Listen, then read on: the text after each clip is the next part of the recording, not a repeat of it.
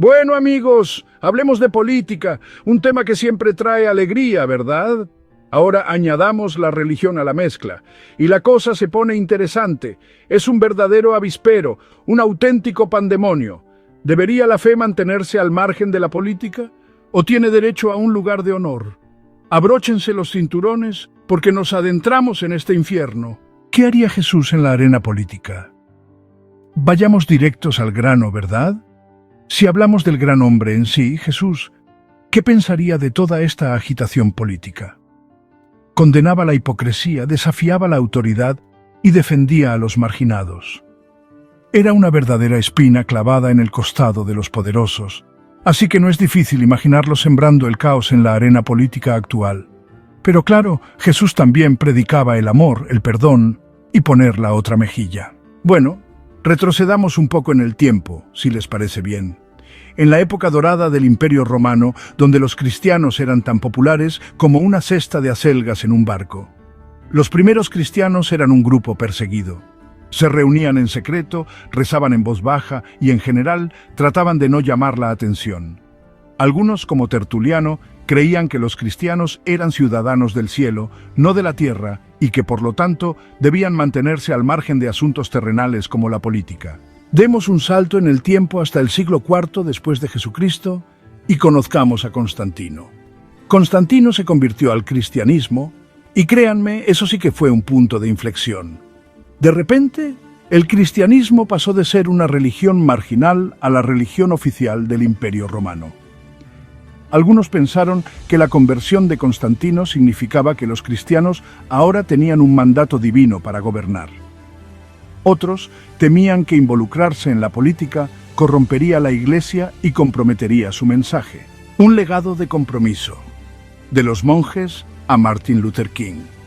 A lo largo de los siglos, los cristianos han estado a la vanguardia de innumerables movimientos sociales y políticos. Desde la abolición de la esclavitud hasta la lucha por los derechos civiles, las personas de fe a menudo han sido las que estaban dispuestas a hablar y decir: esto es cosa del pasado, es hora de un cambio. Tomemos como ejemplo a Martin Luther King Jr. Él sabía muy bien que lo personal es político y no tuvo miedo de usar su púlpito para predicar un mensaje de justicia y amor. Bueno, hablemos de por qué algunas personas creen que los cristianos tienen el deber de entrar en la arena política. Para muchos todo se reduce a esa pequeña cosa llamada responsabilidad moral. Dirían que cuando eres testigo de injusticias, desigualdades o simplemente de malas decisiones que se toman, no puedes quedarte de brazos cruzados diciendo: no es mi problema. Si tu fe te enseña a amar a tu prójimo, a cuidar de los pobres y marginados, a luchar por lo que es correcto, bueno, la política empieza a parecer un escenario bastante importante, ¿verdad? Se trata de pasar de las palabras a los hechos, por así decirlo. No olvidemos que a lo largo de la historia, las personas de fe a menudo han sido las que han estado dispuestas a decir la verdad al poder, incluso cuando era peligroso. Se han enfrentado a dictadores, han desafiado regímenes corruptos y han denunciado injusticias, incluso cuando eso implicaba arriesgar sus vidas. Dirían que cuando los gobiernos implementan políticas que perjudican a los más vulnerables, cuando los líderes abusan de su poder para su propio beneficio, cuando se pisotean los derechos de las minorías, no es el momento para que los cristianos permanezcan callados. Es el momento de hacer oír su voz, de cuestionar el statu quo y de recordar a quienes están en el poder que son responsables no solo ante el electorado, sino también ante una autoridad superior. Porque el silencio, como se suele decir, a menudo se interpreta como consentimiento. El dilema del buen samaritano. Amar a tu prójimo, incluso a los más difíciles. Ahora hablemos un poco sobre eso de amar al prójimo. Suena bonito en teoría, ¿verdad? Pero en el complicado mundo de la política las cosas se ponen un poco difíciles, porque, seamos sinceros, a veces el prójimo puede ser un auténtico dolor de cabeza. Pero aquí está la cuestión.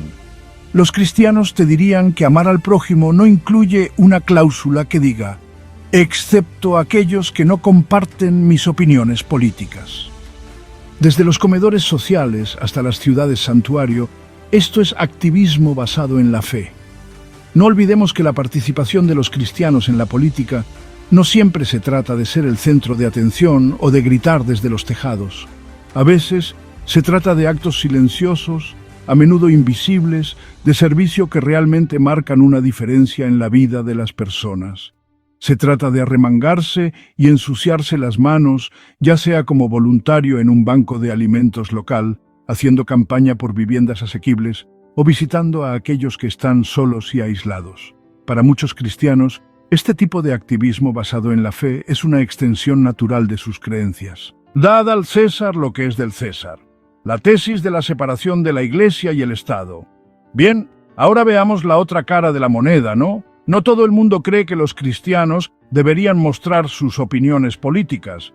De hecho, hay toda una escuela de pensamiento que ve la religión y la política como el agua y el aceite, mejor mantenerlas separadas. La idea es que cada uno debería ser libre de practicar su religión, o no, si así lo prefiere, sin que el Estado se meta. Y del mismo modo, el gobierno no debería promover ni favorecer ninguna religión en particular. Una compleja red tejemos. Cuando la religión se entrelaza con la política, seamos sinceros, la relación entre la religión y la política siempre ha sido un poco como un ovillo de lana enredado, ¿verdad? A lo largo de la historia hemos presenciado innumerables ejemplos en los que la fe se ha utilizado para justificar todo tipo de cosas, desde guerras y conquistas hasta discriminación y opresión. Y ni siquiera hablemos de las cruzadas, un auténtico desastre en todos los sentidos.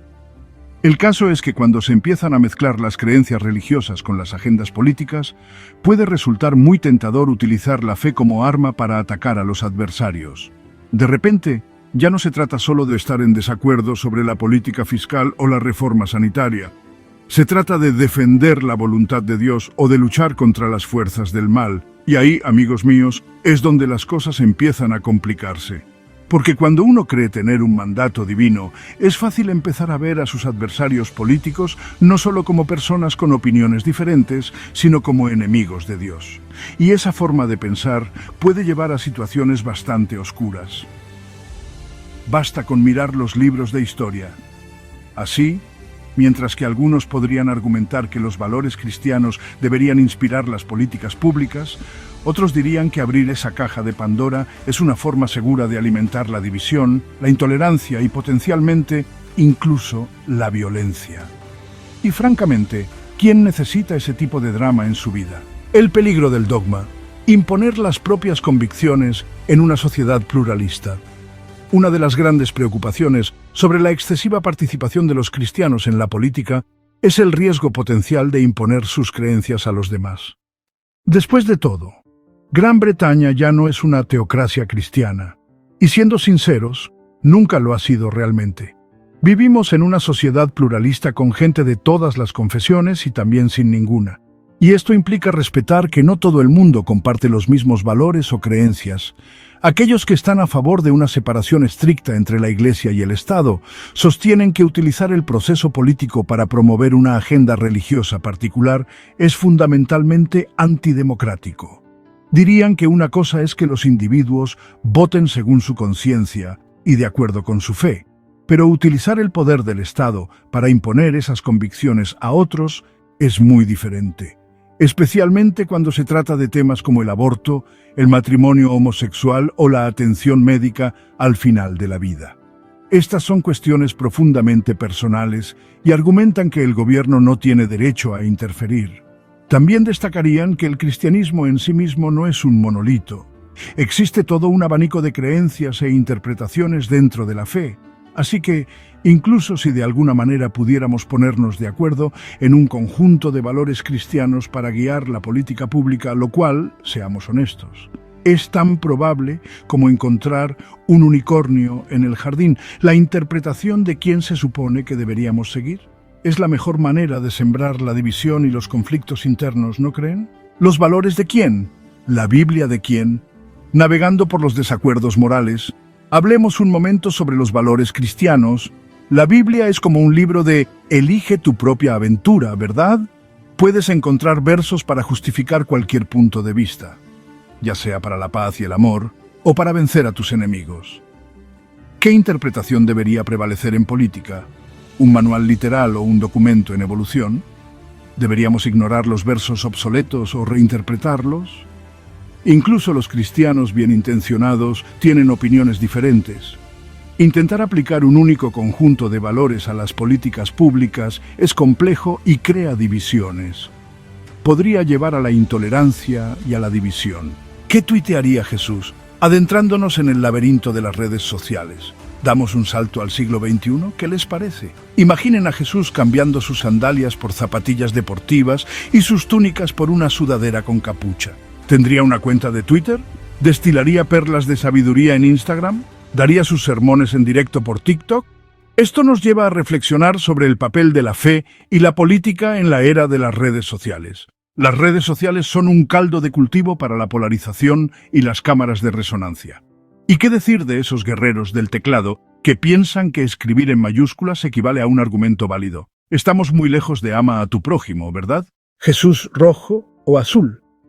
Los peligros de la política de partidos. Una de las grandes tentaciones para los cristianos que se involucran en política es la de elegir un bando y ondear su bandera con fervor. Después de todo, la política se presenta a menudo como un juego de suma cero, ¿verdad? O estás con nosotros o estás contra nosotros, rojo o azul, izquierda o derecha, y este tipo de pensamiento binario puede resultar terriblemente seductor, especialmente cuando sientes que tus valores están siendo atacados. Pero aquí está el problema. Jesús no era precisamente conocido por ser un miembro afiliado a un partido político, ¿verdad? No encajaba realmente en las casillas de su época, y algo me dice que no le habría hecho mucha gracia que lo etiquetaran según nuestras categorías políticas modernas. Desafió a las autoridades religiosas y políticas de su tiempo y no tuvo miedo de denunciar la hipocresía y la injusticia donde quiera que las viera, sin importar de qué lado de la barricada provinieran. El peligro de alinearse demasiado con un partido en particular es que puede distorsionar tu perspectiva y llevarte a una lealtad ciega, incluso cuando las políticas o acciones de tu partido contradicen tus valores. Es fácil caer en la trampa de defender lo indefendible o de hacer la vista gorda ante las malas acciones simplemente porque es tu equipo el que las está cometiendo. Y eso, amigos míos, es una pendiente resbaladiza que puede hacer que pierdas tu integridad y de vista lo que realmente importa. Volcando las mesas en los palacios del poder, Jesús y la desobediencia civil. No olvidemos que Jesús no era precisamente conocido por ser un observador pasivo de la injusticia. Él no se quedaba solo en palabras, pasaba a la acción, y a veces, pasar a la acción significaba ir contracorriente, desafiar el status quo e incluso romper las reglas cuando eran injustas. Piensen en ello. Expulsó a los mercaderes del templo, ¿verdad? Sanó en sábado, rompiendo las leyes religiosas. Se relacionaba con los marginados y los pecadores, desafiando las normas y expectativas sociales. Este tipo no le tenía miedo a un poco de desobediencia civil cuando la situación lo requería. Ahora bien, no estoy diciendo que todo cristiano deba encadenarse a edificios gubernamentales u organizar sentadas en la oficina de su diputado. Pero sí creo que Jesús tendría mucha estima por aquellos que están dispuestos a luchar por aquello en lo que creen, incluso cuando es difícil, irracional o incluso ilegal. Admiraría su valentía, su convicción y su voluntad de ponerse en peligro por la justicia. Amar a tu prójimo, desafiar a tus líderes, un acto de equilibrio. Entonces, ¿a dónde nos lleva todo esto? ¿Deberían los cristianos arremangarse y meterse en la arena política? ¿O deberían mantener la cabeza baja, rezar por lo mejor y dejar el gobierno a los políticos? Bueno, como con la mayoría de las cosas en la vida, no es una respuesta fácil, ¿verdad? No existe un enfoque único para la fe y la política. Se trata de discernimiento, de una cuidadosa reflexión en oración y de seguir tu conciencia, incluso cuando te lleve por un camino menos transitado. Pero aquí está la cuestión, ya sea que creas en decirle la verdad al poder, en participar en la desobediencia civil o simplemente en vivir tu fe en el día a día, una cosa es segura. Seguir a Jesús no significa una lealtad ciega a un partido o ideología política. Se trata de amar a tu prójimo, cuidar de los vulnerables y luchar por la justicia y la paz en un mundo que a menudo parece decidido a hacer lo contrario. Y eso, amigos míos, es un llamado que trasciende cualquier etiqueta o afiliación política. El libro sagrado, distorsionado. cuando la escritura se convierte en un balón de fútbol político. La Biblia se encuentra a menudo en manos de los políticos, y no siempre es un espectáculo edificante. Se seleccionan versículos para apoyar agendas políticas. Los pasajes sobre ayudar a los pobres y golpear a tus enemigos. Los políticos se sirven del buffet tomando lo que les conviene. Citan Levítico para justificar la discriminación, Mateo contra la asistencia social y Romanos para casi cualquier cosa. Cuando la Biblia se convierte en un balón de fútbol político, se convierte en una herramienta de división, en lugar de una fuente de orientación e inspiración. La fe en la esfera pública. Bueno, aquí estamos. Hemos atravesado las arenas movedizas de la Biblia y la política, y para ser sinceros, no estoy seguro de que hayamos salido mucho más limpios. Es un tema candente, esto de la fe y la vida pública. No hay respuestas fáciles ni ganadores claros, solo muchos quebraderos de cabeza e introspección. El caso es que no hay una respuesta única a si los cristianos deben o no participar en política. Es una cuestión de convicción personal, de diálogo con la propia conciencia, de intentar comprender qué significa vivir la fe en un mundo complejo y a menudo caótico. Y eso, amigos, es un viaje que cada uno de nosotros debe hacer por sí mismo. Pero hay algo a lo que siempre vuelvo, ya sea decir la verdad al poder, participar en el activismo basado en la fe, o simplemente intentar ser un ser humano decente en la vida diaria. Todo se reduce al amor, ¿verdad? Amor al prójimo, amor a los vulnerables, amor al mundo que Dios creó. Y ese tipo de amor, amigos míos, tiene la capacidad de trascender las fronteras políticas y las divisiones ideológicas. Así que adelante, amigos, y sed el cambio que queréis ver en el mundo. Voten con el corazón, digan su verdad, y sobre todo, amen como si no hubiera un mañana, porque al final, eso es lo único que realmente importa, ¿verdad? Señor Dios, te damos gracias por tu presencia en nuestras vidas y por la sabiduría que nos brindas. Que cada día sea una oportunidad para crecer en conocimiento, fe y amor. Te pedimos que nos guíes en nuestro camino, que nos ayudes a reflexionar sobre lo que hemos aprendido y a poner en práctica tus enseñanzas. Que tu paz nos rodee y nos dé la fuerza para afrontar los desafíos de la vida con confianza. En el nombre de Jesús, amén. Adiós.